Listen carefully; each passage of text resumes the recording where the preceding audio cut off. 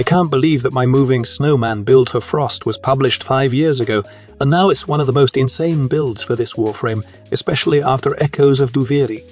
Just a quick trivia. Frost was my first Prime Warframe, and I absolutely love the aesthetic of Frost Prime, along with the theme of turning everything into a frozen wasteland. However, you'll understand that Frost was a Warframe who mostly stayed in place and cast snow globes. He was the best Warframe for making Killer Detheum fights easy, and there's nothing you can do with the playstyle of the basic version until you get the Icy Avalanche augment. My progression with Frost was like trying the basic skills first, and then trying the Ice Wave Impedance augment for more slow and crowd control.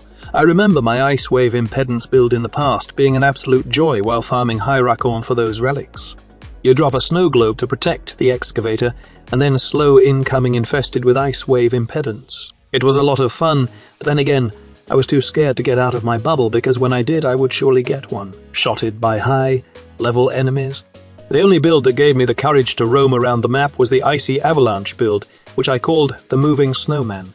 Well, it's accurate since you can move around, but that ice armor you get from the augment is like that of a snowman that easily melts. Normal gameplay for this build requires you to spam his 4th ability, and if not, you then need to go back and stay in your snow globe for a bit, just to regenerate energy so you can spam Avalanche again. The energy requirement for this build was greedy, as the ability needs 100 energy per cast. Without any efficiency mods, with both max, fleeting expertise, and streamline, you will only get a 25 energy reduction cost. It was costly to spam the 4th ability, and the ice armor that you acquired gets shredded easily by high-level enemies.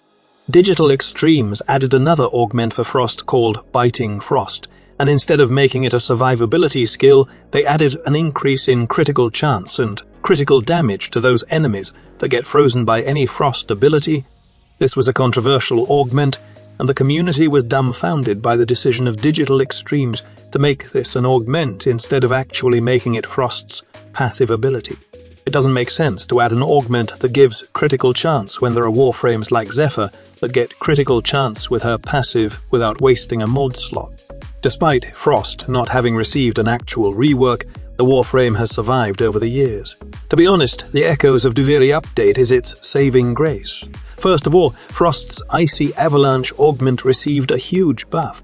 While turning armor into Overguard did not introduce anything new to the augment, the additional 0.5 seconds of invulnerability after depleting Overguard made it an extremely effective addition for Frost in terms of survivability.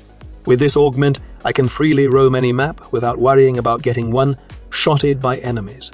Moreover, I can now get rid of the Gloom build for my Frost, which I always paired with Icy Avalanche. The Slow of Gloom helped minimize the melting of my ice armor, but the energy consumption was high. Right now, with just Icy Avalanche, I can easily survive even against Steel Path enemies. Aside from the 0.5 seconds of invulnerability after Overguard is depleted, Frost also benefits from the shield gating mechanic, which grants an additional 1 second of invulnerability after the shields are depleted. If you ask me, there's no reason to die while playing with Frost at this moment. Also, the Frost build I have right now is energy efficient, since I don't need to spam his 4th ability to maintain the Overguard effect.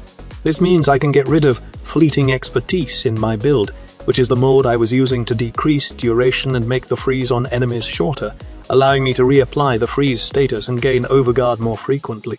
Now, I don't have to worry about this, and the best news is that I also gained protection against knockdown while Overguard is active.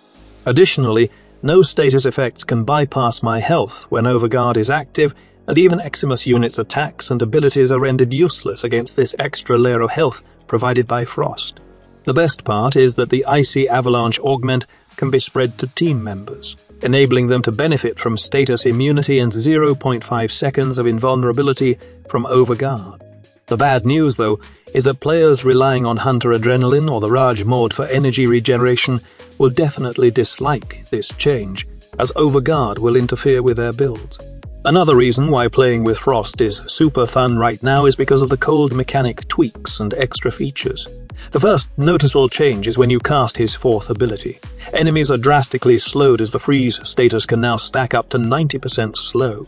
A quick tip: enemies like Acolytes and Eximus units with Overguard will only receive 4 stacks of freeze. This means they experience a 65% slow instead of the maximum 90% slow caused by 9 stacks. Additionally, enemies affected by slow are now immune to critical damage. The target receives a 10% increased critical multiplier on the initial proc and an additional 5% per subsequent pros, up to a maximum of 50% additive after mods. For special units, you will gain about a 25% critical damage boost with 4 stacks of coal. While it may not be a game-changing bonus, I'll take any extra damage that my frost can gain. As I mentioned earlier, I no longer have to worry about spamming my 4th ability, which means I don't need fleeting expertise in my build anymore. This also allows me to use other Helminth builds that require duration, such as those subsumable abilities that can boost damage. Instead of another survivability skill, you can now go with any Helminth build that can enhance the power of Frost Prime. You could try an Eclipse setup, a raw build intended for slash builds, or even a Xata's Whisper focused build, which is the one I am currently using with my Incarnatorai. It's just an amazing combo and melts enemies in seconds. Here's my current moving snowman build, and boy, is it tanky. This build takes advantage of 2 augments, Biting Frost for increased critical chance and critical damage, and Icy Avalanche for overguard. I do wish that Biting Frost worked not only with enemies frozen solid by the 4th ability, but also with enemies affected by cold. Unfortunately, Biting Frost falls short when it comes to special units, such as Acolytes and Eximus while they have overguard.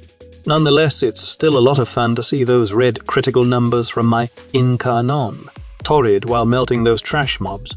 Overall, Frost is a really solid Warframe right now. Not only can he defend targets, but he can also protect the whole team, making him a perfect support Warframe for team survival and a great solo Warframe for high-level content. Before you leave, I'd like to commend Digital Extremes for changing how damage numbers look in their game. Personally, I love the way I see damage numbers now. The visual is clean and shows you exactly what damage type you are dealing with. While it may not be a big deal for most players, I find it an amazing change that gets me excited to play Warframe. How about you? Do you like the new visuals for the damage numbers? Let's discuss this in the comment section below, along with how good Frost is right now in Warframe. I've got lots of videos planned for next week, including all the new Incarnon content, so it will be a busy week for your new bleeder. Also, work is kind of hectic, so forgive me if I'm slow in uploading or if I make some errors in my videos. Lastly, thank you all for your support, and I will see you in my next video.